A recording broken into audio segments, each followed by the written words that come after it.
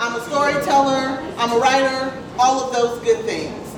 And this program was one that we sort of came together and said, you know, how do we build more kinship in our community? Of course, I'm always going to raise my hand and say through the art of the shared story.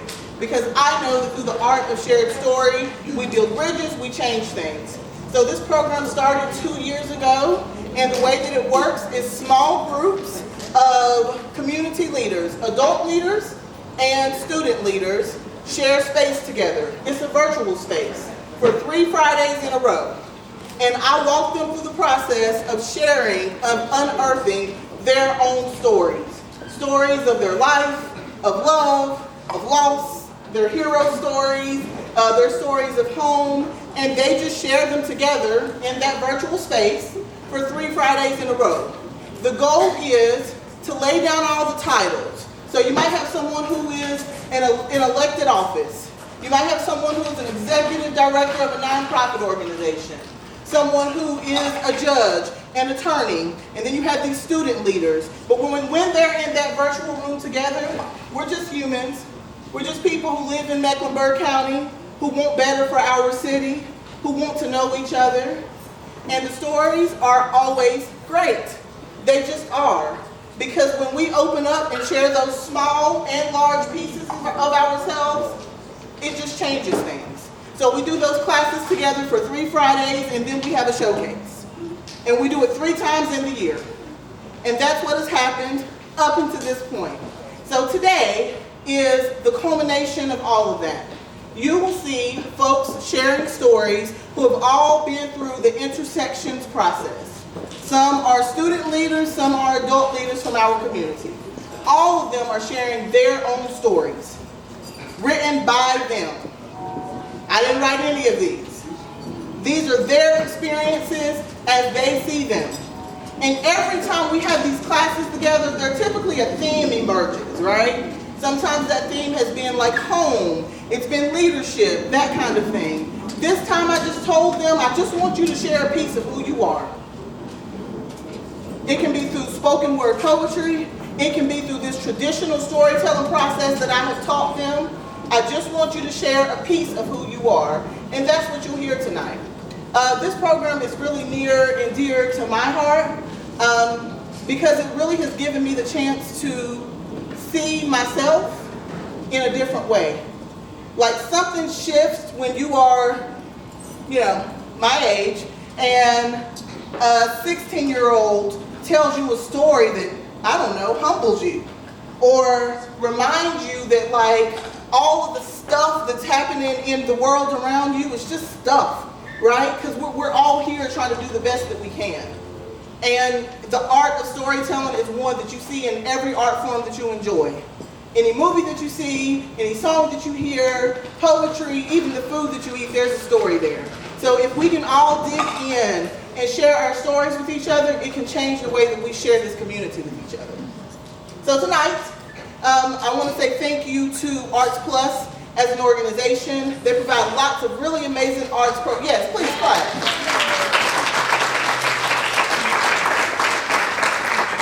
Programming throughout the city. Our city needs as much arts programming as it can get, and Arts Plus has been doing that for many years, and they do it in a really amazing way.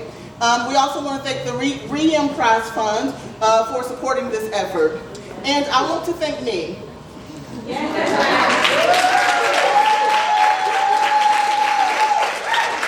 I thought about this morning. A few years ago, I was a part of a leadership program for leaders under 40 in Charlotte through CBI, Community Building Initiative. Wow. And something that happens when you go to these sort of workshops with CBI, when you're in the Leaders Under 40 program, is every time you go, they sit you at a different table because they want you to meet different people who are in this cohort with you.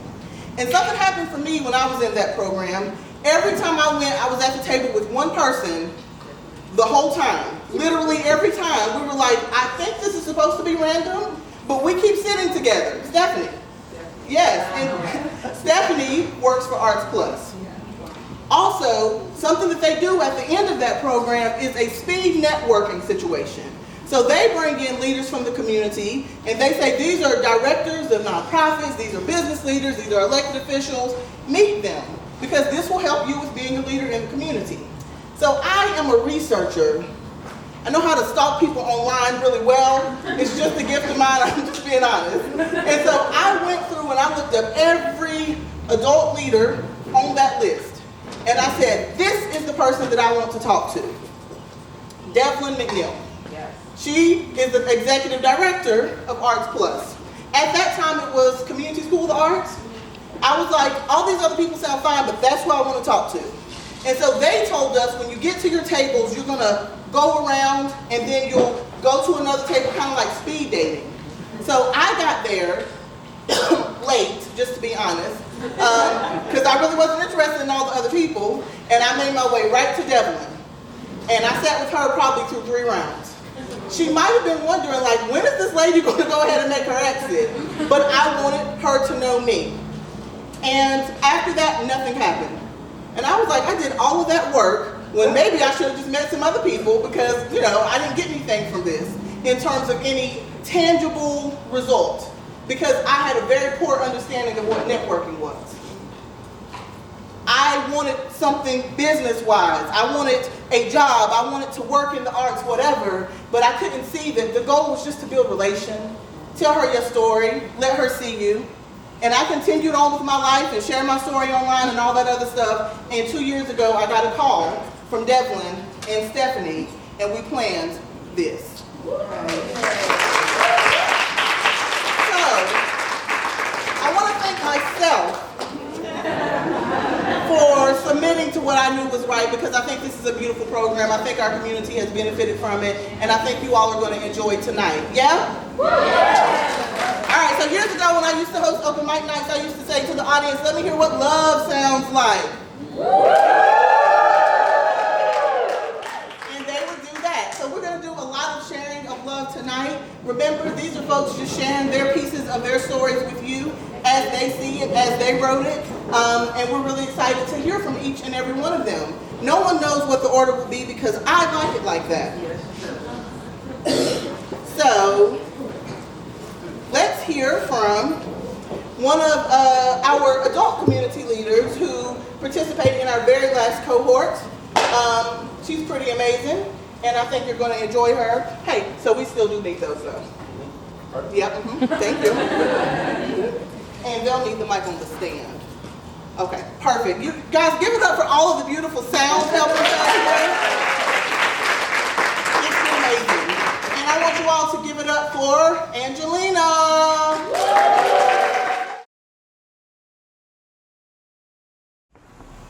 Soulmates. Joey and I were soulmates.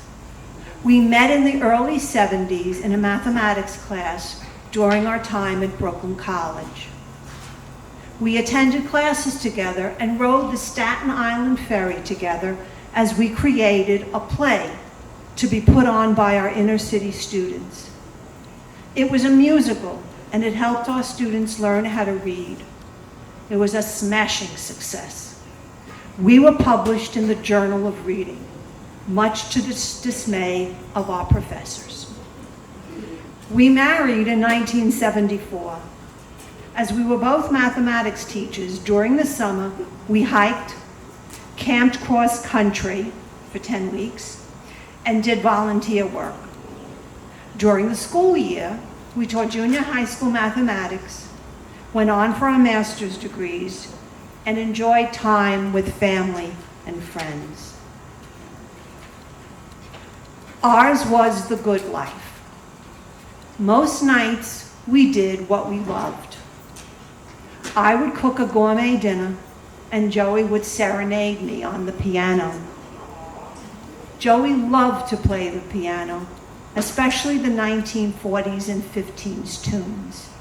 It had to be you, it had to be you. Forgive my singing. After several years of being happily married, Joey shared with me that he realized he wanted to live a bisexual lifestyle. He tried to explain to me that although he was attracted to men as well as women, he loved only me. I tried to reconcile my dilemma, but after 6 months, I told Joey that he had every right to be bisexual, and I had every right not to be married to a bisexual. It was the 70s. I was his best friend. No one else knew his secret. I knew I had no right to out him. I spent the last few weeks of our time together comforting him. Our Catholic Italian family dynamics were a mess. Our friends were confused. No one understood why we were getting divorced. It was an amicable separation. I worked on Wall Street at the time, and he moved to Minneapolis, where he worked for Department 56, the makers of those precious little Christmas houses. We met periodically for breakfast when he was in town. I hadn't stopped loving this man. We just couldn't be married any longer. One morning over breakfast, on one of his visits to New York, he cried as he told me that he had AIDS. It was the 80s, and little was known about HIV and AIDS. He was getting some kind of treatment to prevent something called wasting. His partner soon succumbed to the disease. I visited him in Minneapolis on several occasions. I went on one occasion and had not realized that it would have been our 16th anniversary. All of his friends commented that it was obvious why we were married. We still laughed and fought like an old married couple. On that particular visit, Joey and I reminisced over photos of our life together. Wedding photos, school pictures, camping trips, and family outings. He admitted that he hated that we would not grow old together. In our own way, we were growing old together that evening. In our own way, we were saying goodbye. I eventually moved on and remarried. My husband was extraordinary. He suggested that I make another visit to Joey, as Joey was nearing the end of his life. Joey came to me in a dream the night before I was leaving for Minneapolis to visit with him. We walked together to the light, and I sent him on his way. Joey died during that night in March of 1991. That was 30 years ago. Until today, I occasionally hear a song on the radio that he played on his piano while I cooked dinner. It had to be you. It is his way of telling me that he is close by and all is well. The first time I told this story was on April 2nd, earlier this year.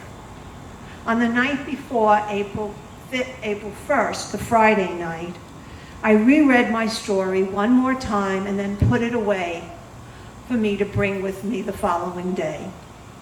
I went into the kitchen to make dinner, and then I went into the living room to turn on the television because I didn't want to miss The Blacklist, one of my favorite TV shows.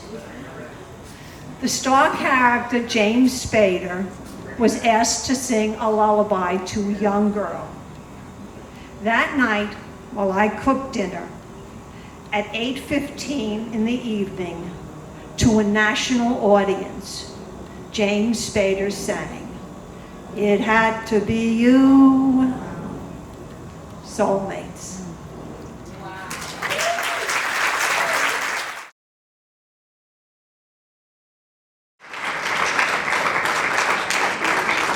Oh, thank you so much. Y'all, please give it up for Angelina one more time.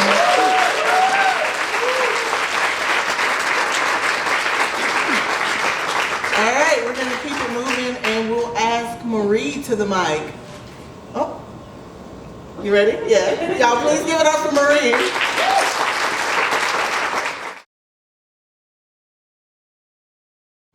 When been told we could write about a moment of impact that helped become who we are. It wasn't very clear to me what I should write. Lots of things have made me into the person I am today. But then I realized, one thing has changed me drastically: my health.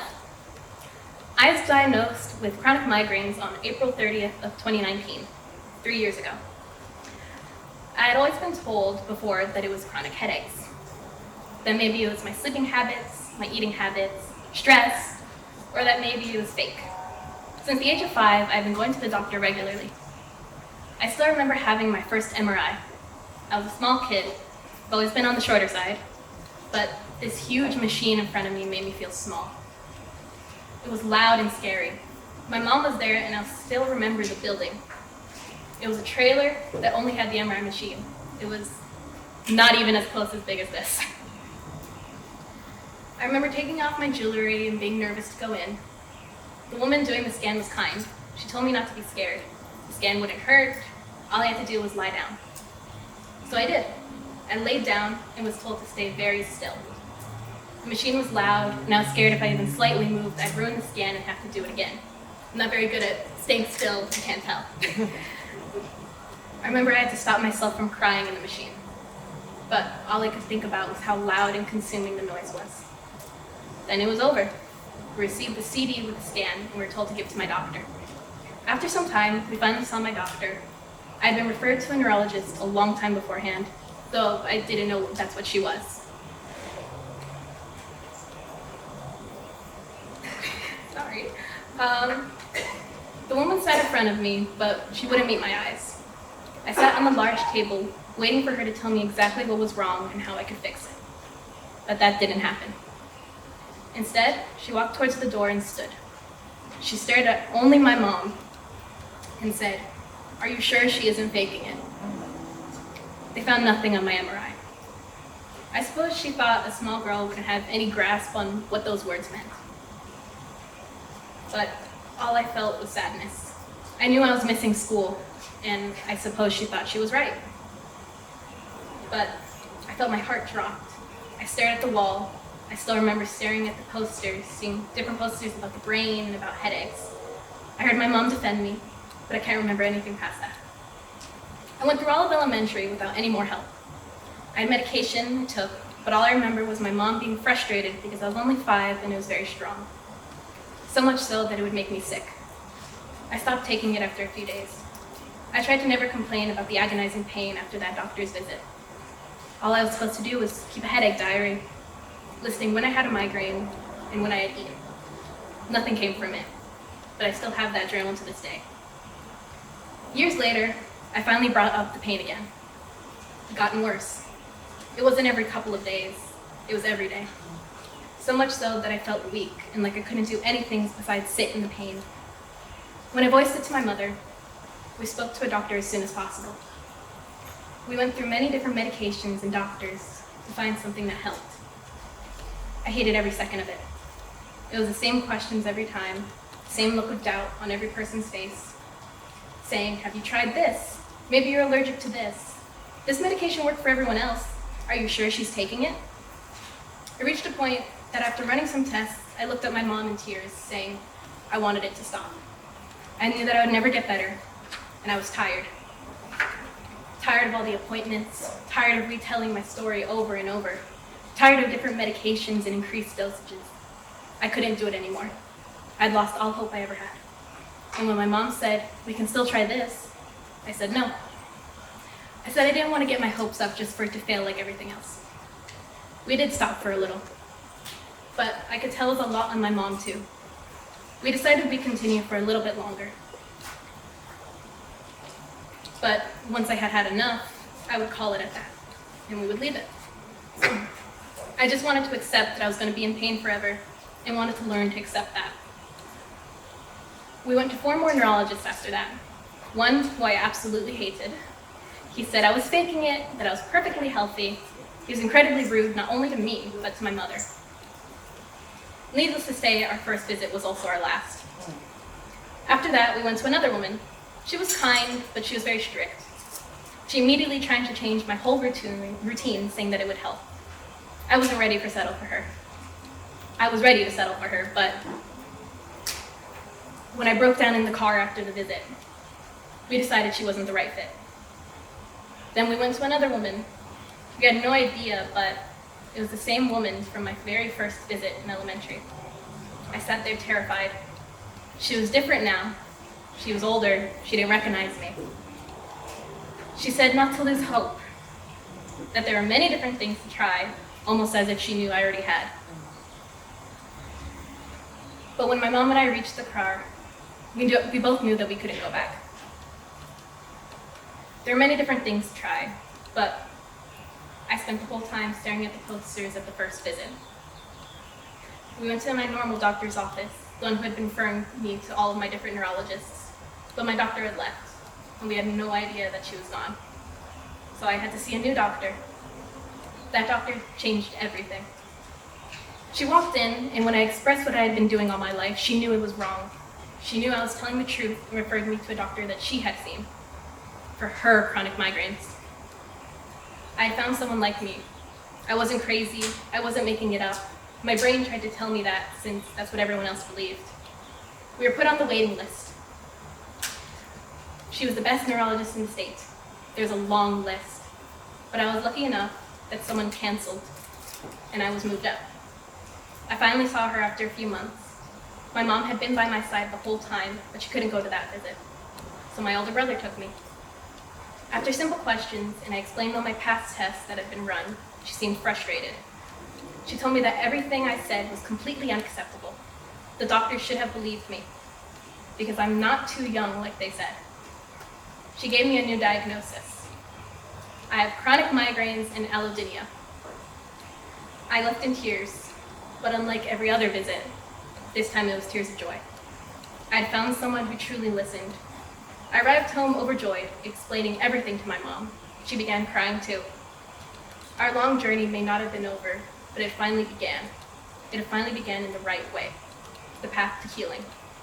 I tell all of this to say I had truly lost hope. I felt sick, tired, weak, frustrated, and sad every day, but she gave me hope. My new medication was helping. I still had pain, but it was becoming more bearable. There was a song that stuck out to me, Breathe Again, a cover by Sipping at Last. All those words came undone, and now I'm not the only one facing the ghost at the side if the fire inside still burns. It's the air I would kill to breathe. It's my love. Sorry, I got nervous, but still I'm searching for something. Out of breath, I'm left, hoping someday I'll breathe again. I very much butchered that because I got nervous, but I love singing, but I very much butchered that. Hold my love in his hands, still I'm searching for something. Out of breath, I am left, hoping someday I'll breathe again. I finally felt that I would breathe again, that I was reaching the light at the end of the tunnel. And here I stand, proud and hopeful. I've found medications that help. I still see my neurologist. I have her to thank for a lot of my success in handling my pain. But the person that I give most of my credit to is my mom. She stuck by me when I fought the demons that haunted me, while I faced the waves of pain. She helped me eat when I felt I couldn't breathe from the pain. She stayed up with me when I couldn't rest. She hugged me when I cried. She helped me with my fears of never getting better. And most of all, she didn't let me give up. Even though I wanted to, she made me keep going and tried everything she could think of. And though I still face this pain, and some days are harder than others, I know she's always there. And I've learned how strong I am to be able to continue despite that pain. I'm strong enough to know when I need to take a step back. I revel in the fact that I now have hope again. I want to live in the now and face the future head on. Not dread what's coming next, because I will breathe again.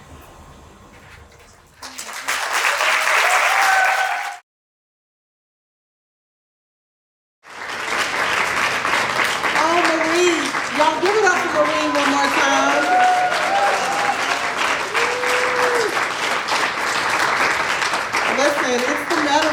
for like, really, the story is about like just push through, right? And you were advocating for yourself. And we then literally got to see you do that in the process of, like, when you stopped singing, then you came back through and was like, okay, but I'm gonna push through. Like, yes. Good job. We love to see it. Okay, y'all, let's keep going and make space for Ken. Give it up for Ken.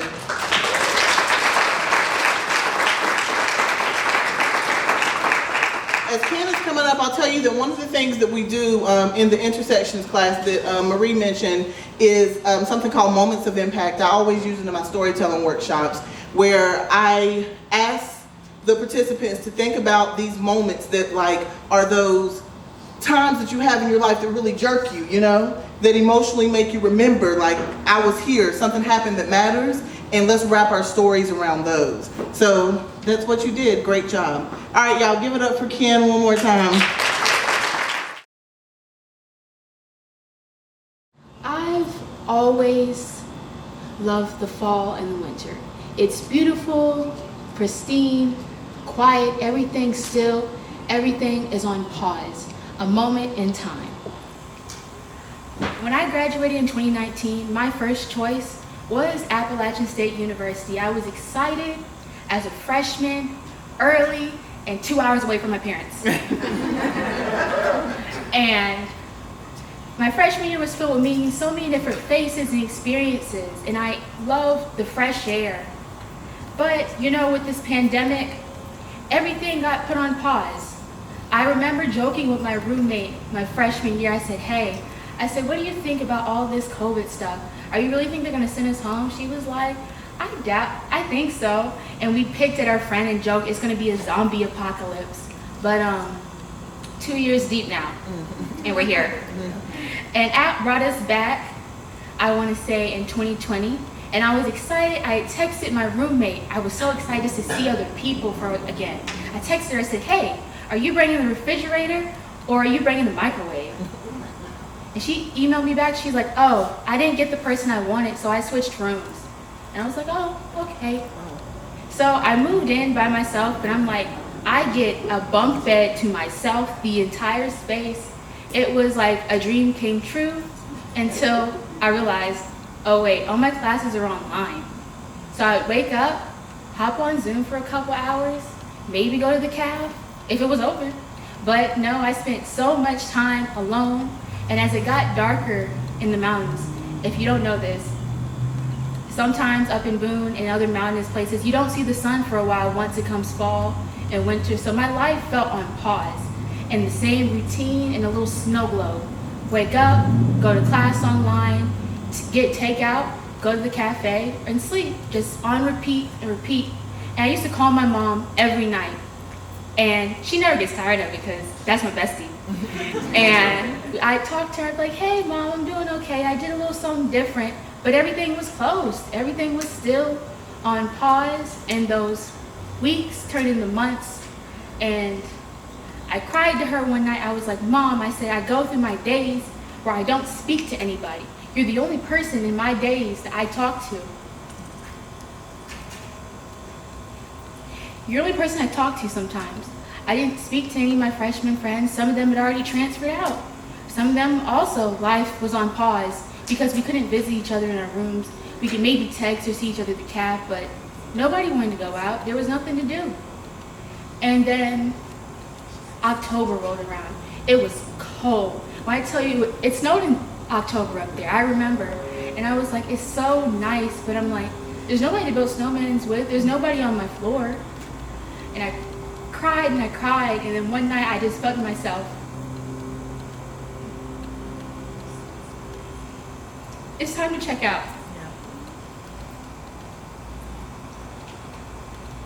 It's time to check out because there's nothing here. It's cold, I don't see the sun anymore. My mom's the only person I talk to, and it just seems pointless living in this tiny little snow globe. And I checked out on October 4th.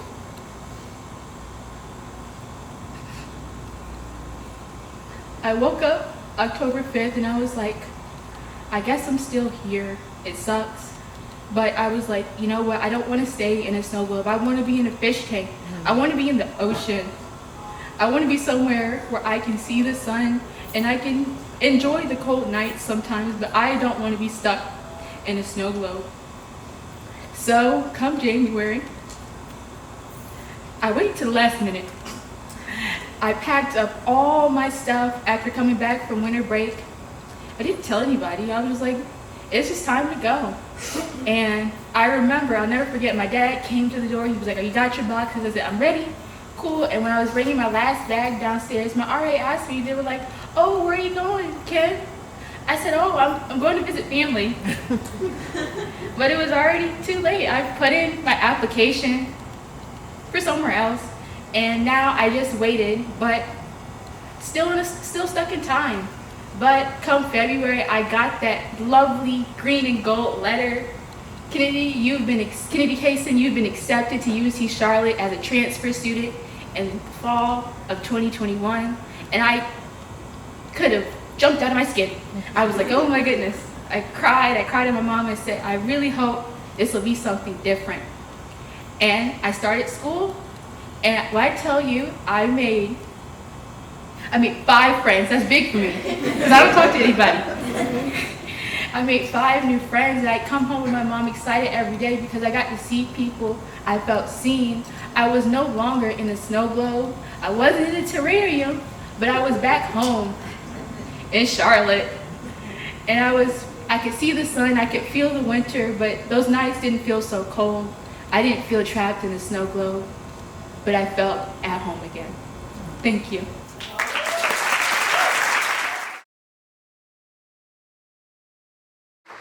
Oh, Kennedy, thank you so much. Y'all give it up for Ken one more time. I think that we don't hold enough space for what the students have experienced during this time of COVID. Whether it be high school, elementary, middle, or college students. Like, I cannot imagine a time like that, freshman year, your first year experience in college. You're already away from home, but doing it during what's such a scary time. So listen, do what you gotta do. You go where you are celebrated and accepted, right? So welcome back home. All right, y'all feel good? Okay, so let's make space for Ruby. So I have a really hard time writing personal stuff, and when I do, it always ends up being like super angsty and depressing. And a couple weeks ago, my mom was like, Ruby, can you try and write something where nobody dies? So this is my attempt at that. One summer, my mother planted foxgloves in the front yard. They stood just in between the still too sour to eat blackberries and the infant willow tree. A pop-up book on fairies taught me that fairies lived in the bell-shaped petals, and I believed it as wholeheartedly as a 7-year-old could believe anything. So I wrote a letter to the fairies with my wonky handwriting and my Hello Kitty notebook paper, and I weighted it down with a rock-dusted Micaflex, what I thought had to be fairy dust at the time. The fairies didn't respond, but that didn't stop me from dreaming.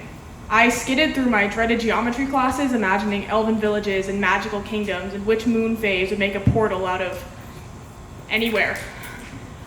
All this despite the fact that I couldn't even handle a sleepover without making a 2 a.m. rescue mission for my parents. The problem wasn't home or the people in it. It was something with me. I didn't make fantasy worlds in my head to escape my mom's cooking or the smell of bike grease and sawdust in my dad's shed or the sound of my sister singing. What I wanted was to escape the feeling that my life wasn't life enough and the whole world wasn't wide enough, and that a lichen-covered stick in my backyard I pretended was a mighty sword was a better friend than my classmates. I wanted something more than ordinary, but the fairies never responded to my letter, and the most interesting thing in Charlotte's woods were foxes. Even though I wouldn't give up their flame-colored coats for anything, I couldn't help but search those pine trees and auburn leaves and ferns that crawled to my skin knees for ancient spirits and myths waiting to be unearthed. Something other than DVD players and history tests. But I always came back with nothing to show other than the dirt underneath my fingernails. As I got older, though, I found a way to embroider my school days with the daydream fog in my head. I started writing stories and drawing pictures of children falling into strange and beautiful and terrifying dimensions, of fairies and knights and the very myths that I thought were waiting for me to unearth.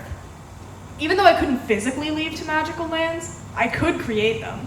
And as I got older, too, I found that even though I wasn't befriending dragons, bike rides to the greenway with my parents and summer shaved ice runs with my sister and afternoons with my friends had magic in them, too.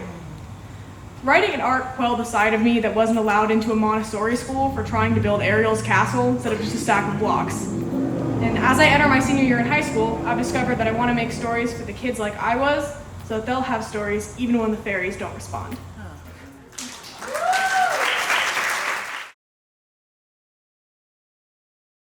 Every time that Ruby shares, it's this thing of painting a picture with words that, woo, it's like you hit the, like it's right on the money every time. Yes.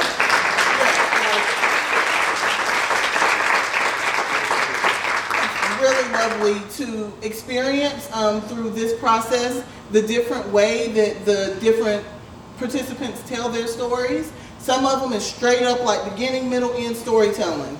Some of it's poetry and spoken word. There's a lot of metaphor with folks, whatever. The goal is just to tell you a story, right? Like, let people see you. Y'all give it up for Ruby one more time. We're gonna create space for, so this person was the very first person to say yes on the adult leadership side for being a part of Intersections. And was in our very first cohort. So please give it up for Annetta. Thank you, Hannah, for Intersections. It is life-changing. So, Ms. Hasan said that we should write about stories of impact, a moment in time that created impact. Anybody that knows me and knows all the hats that I wear, there are many moments. But this was one that came to mind, and it is walking in power. One moment particularly comes to mind for me when I knew I was in my power. A few months ago, I was honored to be a part of I Am Queen Charlotte. When I realized what a large task this production was going to be, I was so proud because I knew that this community was about to find out something that I already knew. And that was what a bright light that my sister, Hannah Hasan, is. I knew with everything in me that this was going to be huge. I was not only going to witness her moment in time, but I was going to be a part of this and walk with other queens who had been chosen. As I began to prepare for this event, I started to think about how I would show up, how I wanted to show up. I wanted to step outside of my comfort zone just a little bit and become Queen Charlotte. After all, being a queen is a lifestyle. I rewatched Bridgerton, the first one, because our sister, Queen Charlotte, who was the original, showed us how the original OG did her thing. She was also a little bit over the top. In comes, for me, Kim Sue Montgomery. She's a friend, a fierce stylist, and a queen in her own right, and she's a lot over the top. Armed with my vision, she began to lay the foundation for what was going to be my transformation. She was convinced, but I was not, that I had the wow pieces in my wardrobe to build this look. We spent what seemed like hours, there were hours, pulling out everything in all of my closets, and she did not help me put any of them back. When we found nothing, we decided to come back later in the week and give it a break and just come back to it, start again. Just at the moment when I was closing the closet door, she said, "Wait, Annetta, what is that folded up in the top in the corner of your closet?" It was a dress that had been made for me by Paul Andre, if anybody knows Paul Andre Boutique. He's an amazing person that makes anything African inspired. But he made this dress for me 3 years prior, and I never wore it. We'll come back to that lesson. It was a beautiful African inspired dress made out of bright kente cloth. It was an off the shoulder number, had pockets. You know we live for pockets. As soon as I put the dress on, I knew the transformation was complete. It had happened. I felt royal. I was Queen Charlotte. I was in my own power, and the walk continues. I realized that I already had what I needed, but the timing of revealing it was not my plan, but a higher plan. Being bold, beautiful, sassy, smart, a bridge builder, a connector, a boss, advocate, fighter, lover of community. These were the adjectives that I used to describe other women in my life.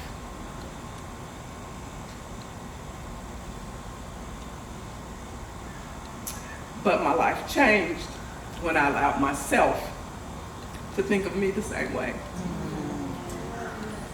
Find your power and keep walking in it.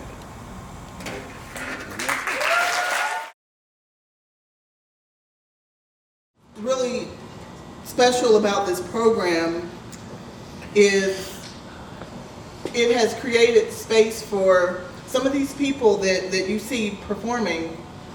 I'm sorry, I am trying to pull myself together. When we have these like open mic type events, that like I invite them to come back, even if it's not their cohort. And so Annetta, this is like maybe like your third time, I think. And just to see the shift as I could look at the video from last year this time to now, it is night and day. I mean, it was beautiful what you did last time, but the way that you just stood physically in your power, we all needed to see that. Thank you. Y'all give it up for Annetta again.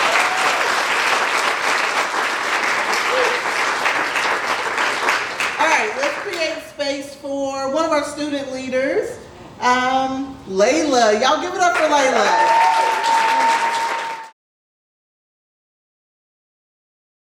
It was an ordinary weekend during the spring of 2018. My mom decided to go out to run errands. I was home alone, finally. I went into my mom's bathroom and grabbed all the hair products that I could find. I was so excited because I would finally learn how to do my hair without my mom's help. I always wanted my hair to resemble the black girls I would see on Pinterest.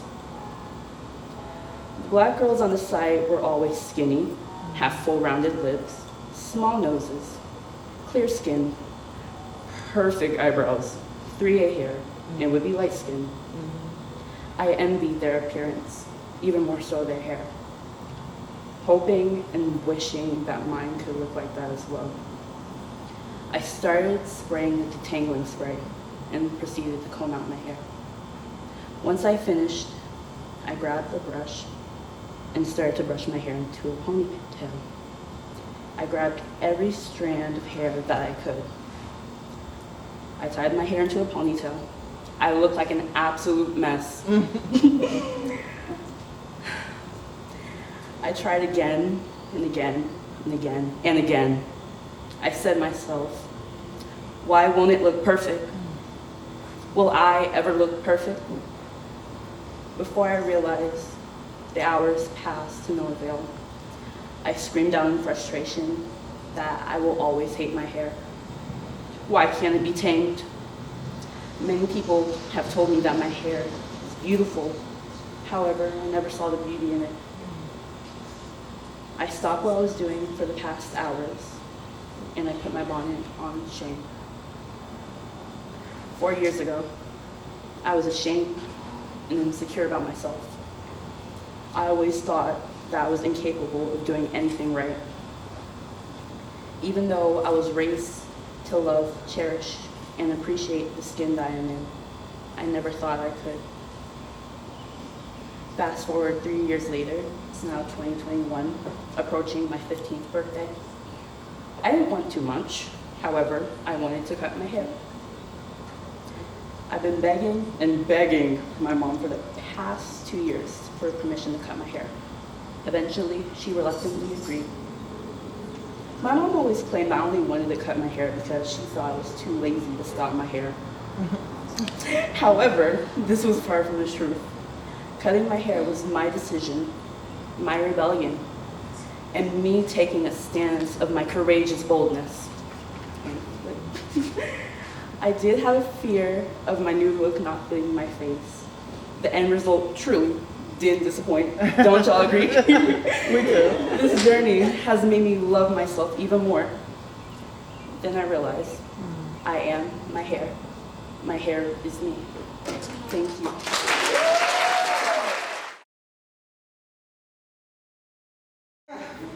Layla, thank you so much.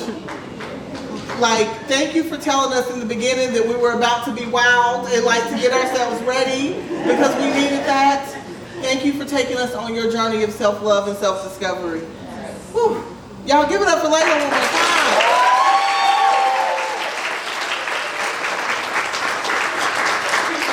I know that there are so many of us in here, especially other Black women who have been on your similar journey, who can tell you that we didn't get there at 16. I know for sure, I wanted to cut my hair. I decided in high school, I think I was in 10th grade, I saw Sister Soldier speak at Winston-Salem State, and I was like, I want that afro. And it didn't get cut until I was 22, you know? So, we ahead of the game. We're doing something right. Y'all give it up for Layla again.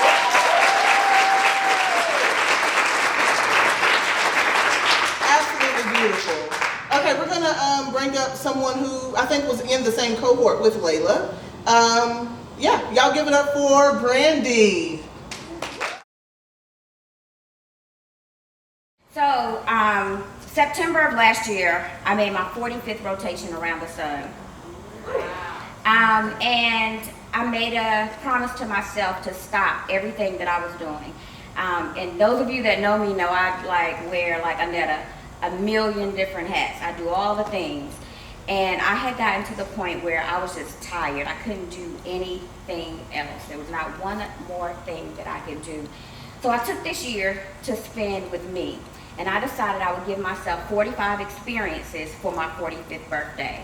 I would invest in me for the next year. So this story comes as a part of that. So in January, I started therapy. I've been many times, but I've been going now every week for 6 months. And that's not something that I would start, stop.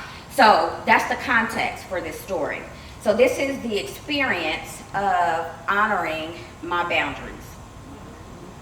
I made a conscious decision this year to honor the boundaries I had set years ago with my father.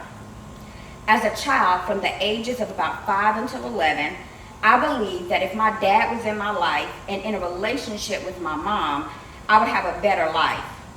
I secretly prayed and sometimes cried out to God to allow my mom and dad to be together and for us to be a family.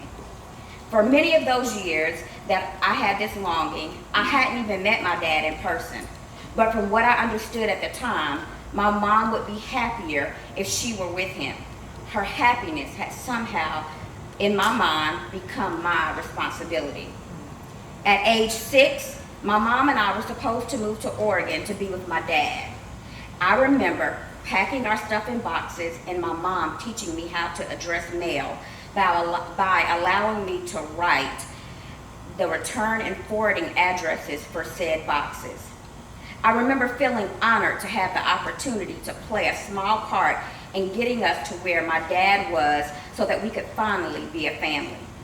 I was telling anyone who would listen that I was moving from North Carolina to Oregon to be with my daddy. I was especially proud to tell my mean music teacher that after Christmas, I would no longer be in her class. I was finally going to have the family I always wanted. My mom would finally be happy. I would finally get to meet my dad and live with him. Everything was going to be all right. Well, that didn't happen. My dad decided that my mom and I were not able to move with him. There are specific reasons for the decision that I won't share because it's a part of their story, not mine. What is a part of my story is the fact that us not going was a huge letdown, and it seemed to cause my mother more pain than I'd ever seen her experience before. Fast forward to age 11, it was only the second time in my 11 years that I'd seen my dad. The first time was at age 8. He came to visit my mom and I for a week. By this time, I also had a baby sister that wasn't his, so technically he also visited her. It was the best week of my life. It gave me the opportunity to see what it could be like if we were all a family.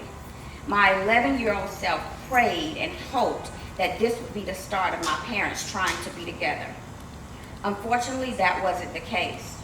In fact, the trip caused more trauma and heartache for my mom. Again, the details of that trauma and heartache are her story and not mine to tell. Fast forward to the years that followed, there were several experiences with my father that caused trauma for me. Sometimes directly and other times as a result of how he treated my mom, including but not limited to my father allowing his family to talk negatively about my mother and my other maternal family members. I started to feel the judgment of his family at age 11.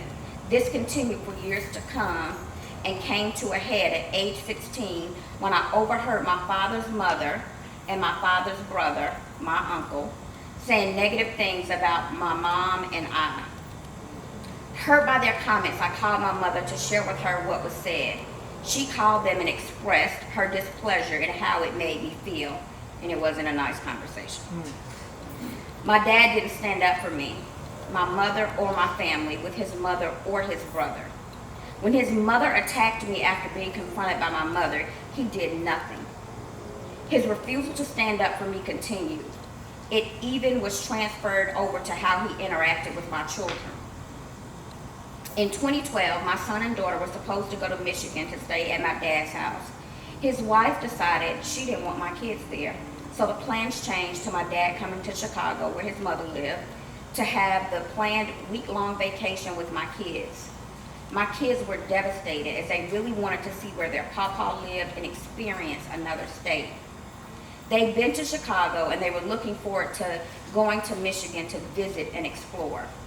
They were adjusting to the transition until they happened to overhear my dad, their beloved papa, talking negatively about them and me with his mother. They called me crying, saying they wanted to come home. Just as my mother had done years before, I called and confronted my father and grandmother. The conversation was just as contentious as the conversation many years before. Following the conversation, I resigned by creating boundaries in the relationship with my father. The main boundary I created for my father included choosing when and how I and my kids interacted with my father and his family. He didn't like it. He didn't like not getting an answer when he called. He didn't like us choosing not to build vacation plans that included him and his family. He used many forms of manipulation to try to get us to be in a relationship with him in a way that served his own selfish needs, including calling my mother when he was really upset to get her to call me and tell me that about my obligation as a child to be in relationship with my dad. You only get one father, she would say when she called. I had to quickly let her know that his position in my life was because of a choice she made.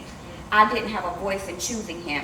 Had I had the opportunity, based on what I'd experienced with him, I wouldn't have chosen him. He is selfish and narcissistic.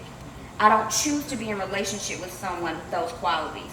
She wasn't the only person trying to get me to allow him back into my life in a way that was comfortable to him. Nevertheless, I kept telling them all that I had no desire to be in a relationship with him. After years of being disrespected and made to feel unloved, unimportant, and unworthy, I've made a decision to protect myself and my children from his bleep bleep. His character deficiencies were disturbing my peace and keeping me from living the life I deserved. I was no longer allowing myself to engage in such relationships just because he was my father. I have chosen, after years of emotional abuse, being in relationship with my father, and his inability to honor previous boundaries set for him, to have no communication with my father. He does not have my phone number. He can't contact me at all. It's a boundary that works for the life I am creating. I no longer feel obligated to be in a relationship with him, and I've had to set boundaries for my mother and others regarding this relationship. Others can have any relationship they want with him. I am choosing to not to have one, and I won't succumb to the pressure to be in a relationship with him just because he's my father. And so there are 3 lessons that I learned. Create boundaries that honor the life you want to live. Make sure your boundaries are well defined and clear. Loose boundaries can keep you in trauma's web. Don't allow the position someone holds by name to keep you in relationships that don't honor you or the life you're creating. Hold tight to your boundaries and don't allow the opinions of other people to keep you in relationships that are no longer serving you. They may be well-intentioned, but they don't know the disrespect and hurt you experienced. Additionally, you are solely responsible for getting to your version of the golden life. Don't allow people to keep you from reaching that goal. Amen. The love and the energy flowing, and give it up for one of my favorite judges, C. Renee Little. Y'all give it up for Renee. I'm so blessed and honored to be in this space. I want to honor my husband who's here, my sister Annetta, my forever campaign manager, and my sister Hasan. When I joined Intersections, first of all, I was super nervous. You know, I'm dramatic, but I don't do drama, right? Like, I'm not an artist in that way, right? You know, and, my sister was so good because she's a teacher, she's an advocate, she's an artist.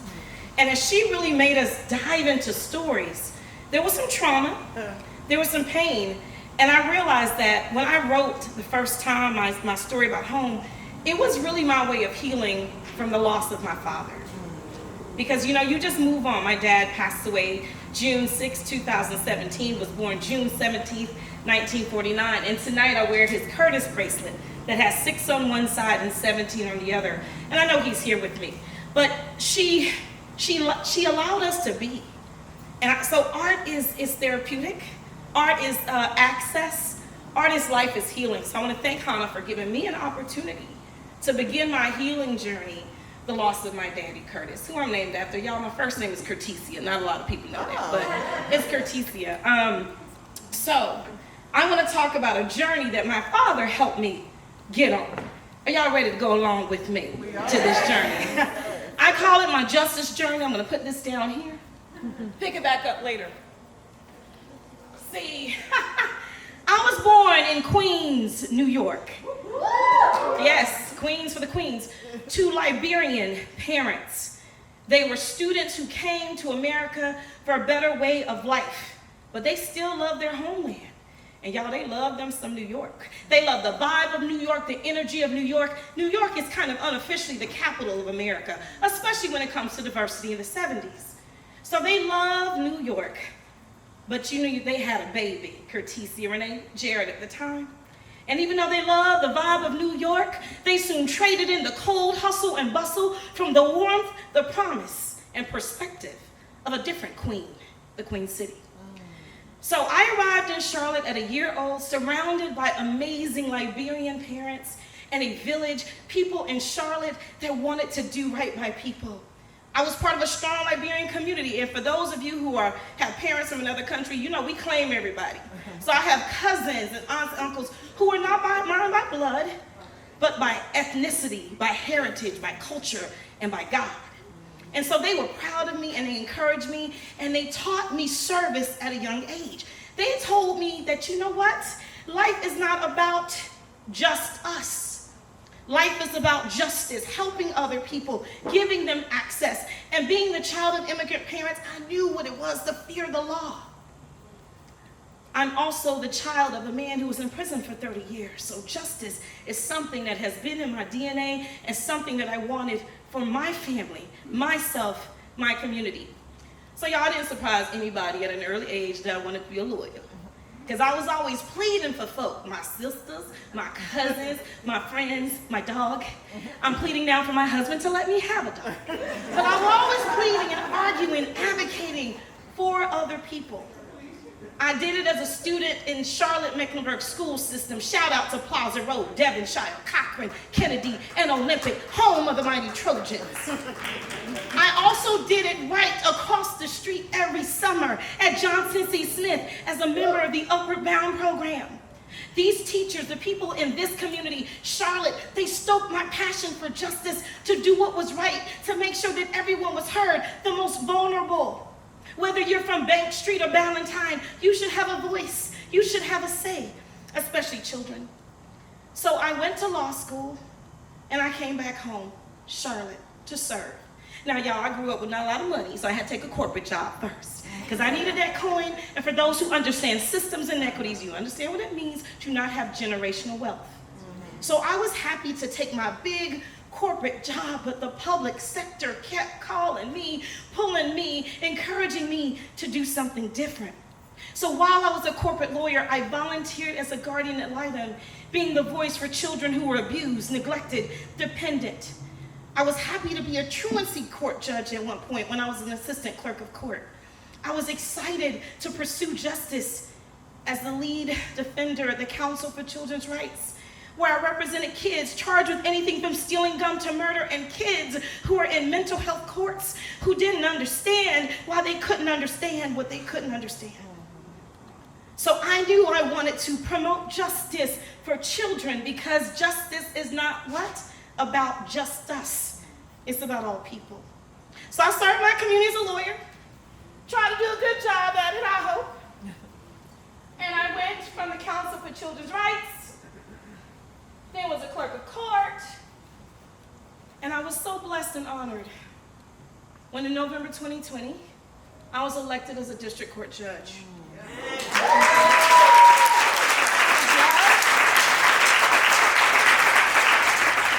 I now serve my community by serving people, and I serve people because I want to uphold justice. You see, I took an oath.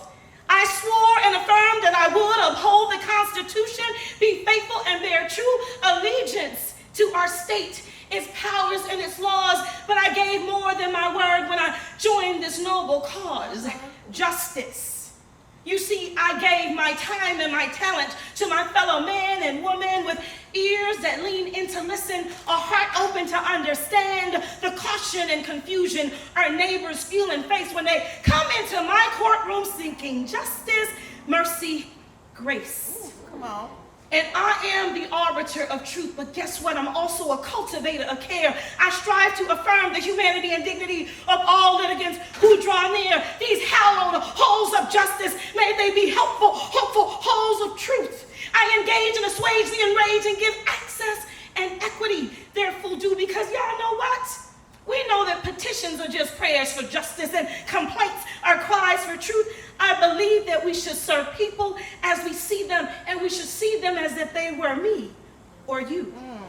See, I aim to be the hands and feet of justice, and to live, to give and grow and serve, to listen, to understand, and give everyone the respect we all deserve. So I stay on this justice journey. I strive to answer the noble call to see and serve my neighbor. I give more than my word, more than my word, more than my word. I give my hope. I give my love. I give my all. I am Judge C. Renee Little. And judges and justice, we are Charlotte too.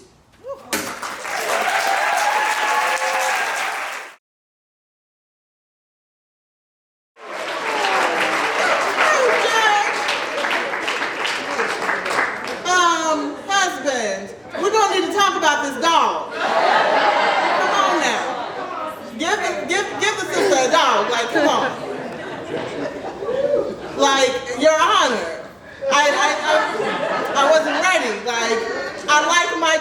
with a little bit of spoken word poetry. And props. Thank you. I told y'all there's so many different ways that we tell and share our stories. And again, like there are certain jobs and career paths that especially like our youth might see, and they're like, I don't mess with people in that robe, right? Until you see a person in that robe showing up in this way, right? Yeah, thank you. Y'all give it up for Stephen A. Little.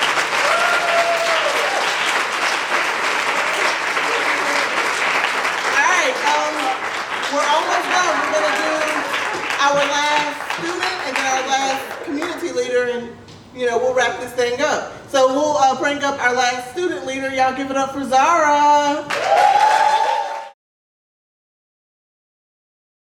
So the piece that I'm performing is a poem that I wrote like 3-ish weeks ago. And it's like a confessional poem because I love like confessional poetry and like confessional art.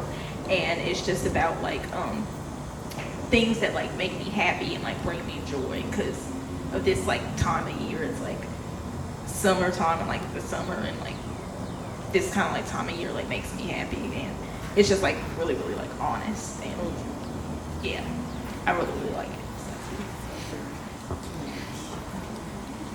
It's wrong of me to wish bad on people because that's not how I really feel when folks want to see me on my grind.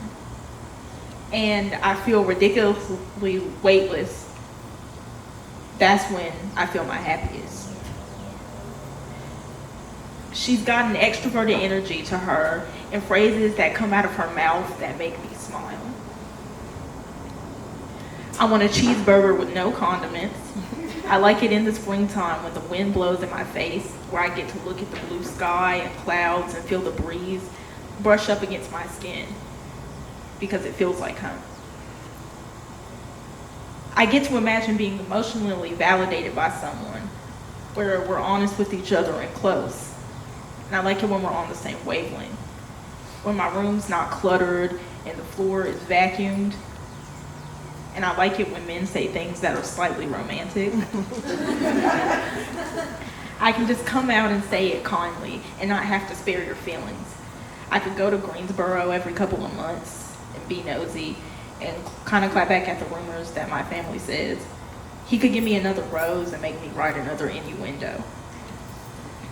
I'll step into womanhood and wear heels and make my red lipstick red like a cherry. I could get real grandiose and not feel ashamed because I'm spoiled rotten. And I'll be spending a lot of money on fast food and watching the same funny episode of reality TV for days. I'll jump in the pool on a 5-foot in, and you should tell me how much you love me, because I'll walk out in cute new clothes and the biggest hair ever. I've been feeling unbothered and not stressed, especially when you don't complain or get aggressive in the mouth. When jealous ladies don't hate, I love that for myself. And when all these people that don't like me go on somewhere, when people are not being rude, they're not being assholes, and my rights are not questioned, and I'm not taken for granted or shamed, I'll feel the sun on my face, and I'll tell you that I'm doing okay.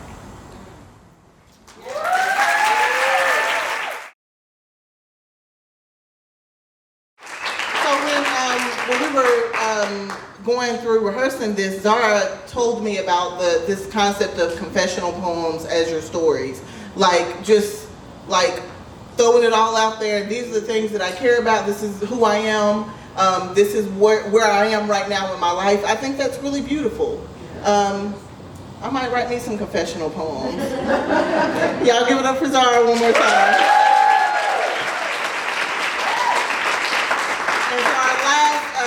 Participant that we'll bring up, who was a part of this year's, one of this year's cohorts, is Maurice. Y'all give it up for Maurice.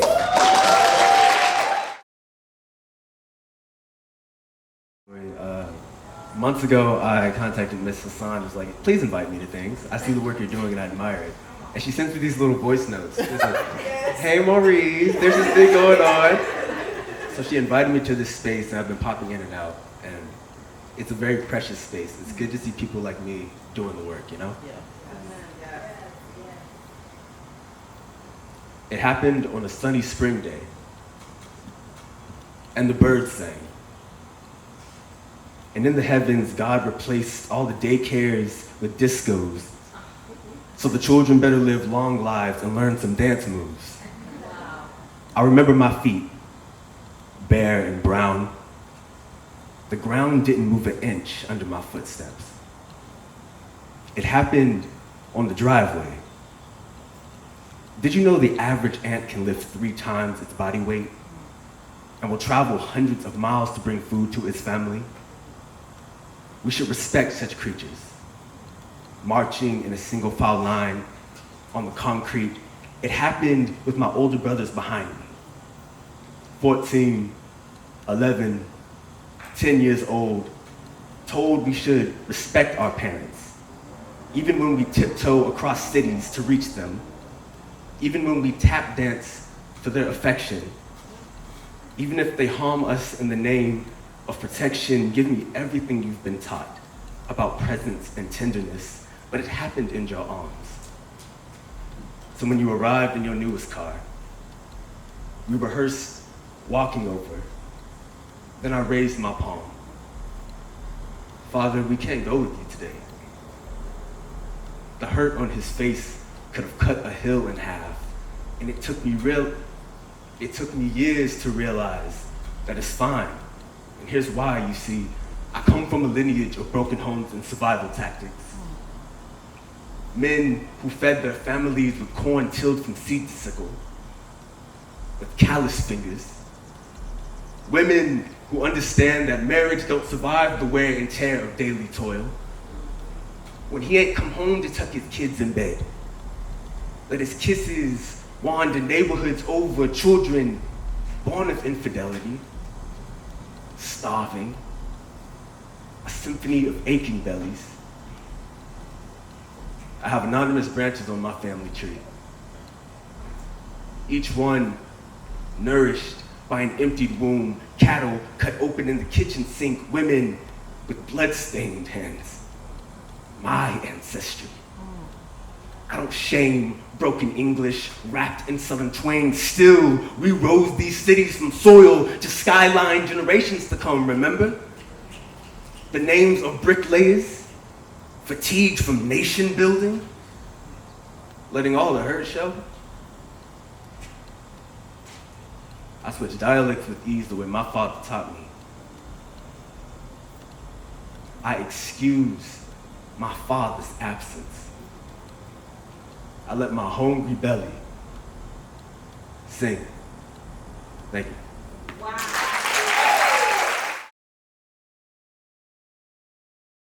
Honestly and truly, like, I mean,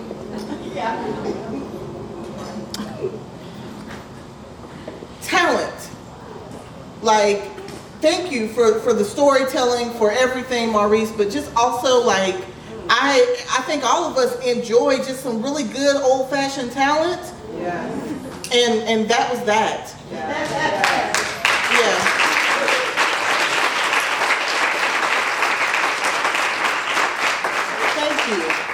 Thank you. Thank you for saying yes. Thank you to everyone who said yes to being a part of Intersections. All of you who are here, who shared audience time and space with us today. Thank you for leaving your home and coming here and saying yes. This is how we build community. One thing that I said no to was another season of Intersections. And that's simply because I no longer have the time, which is a good problem to have.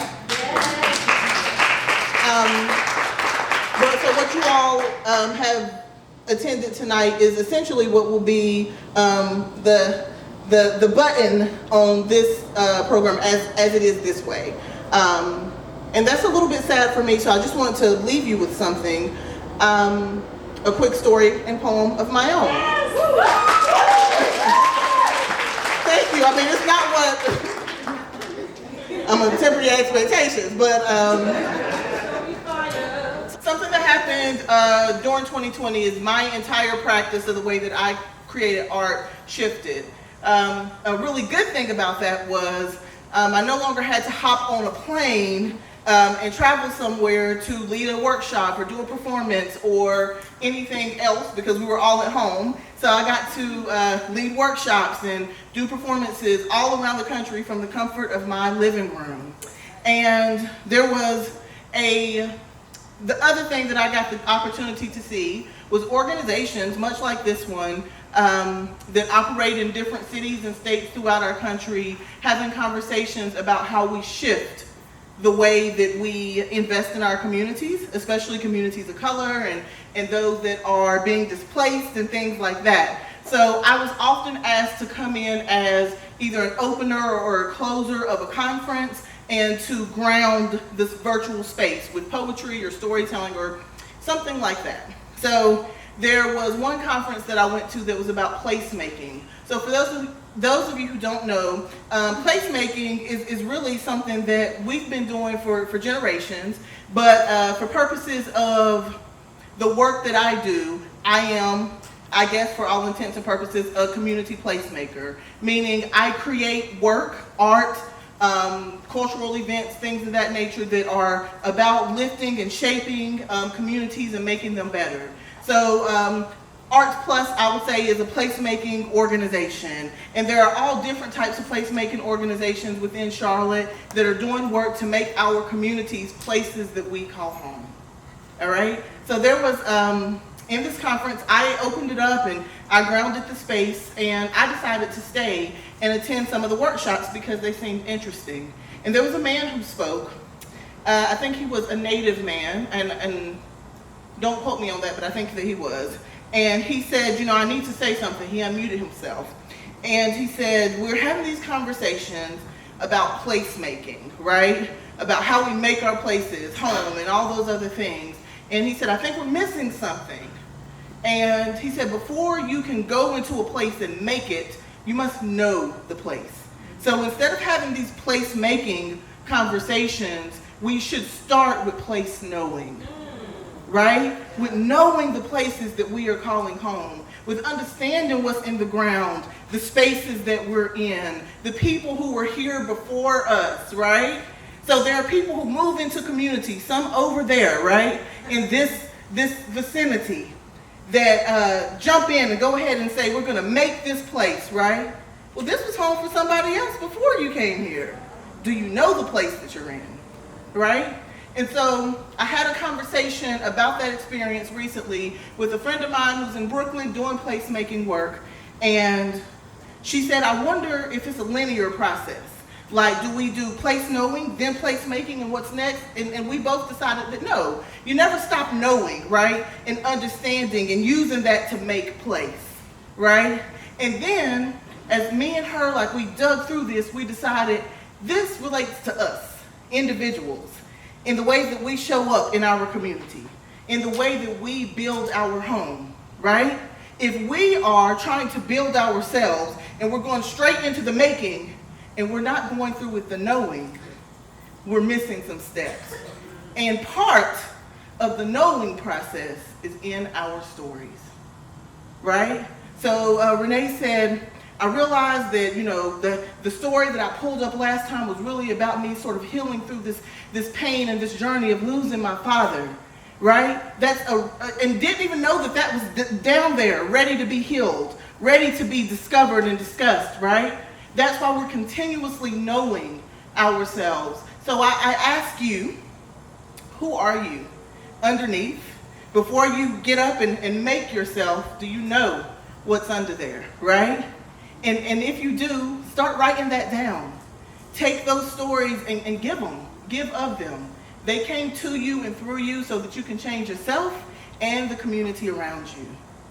That is part of what this program has been for me, and I hope for some of the others who have participated. And I'm going to leave you all with a poem. I wrote this poem a couple of years ago, actually, for my niece who was going off to college.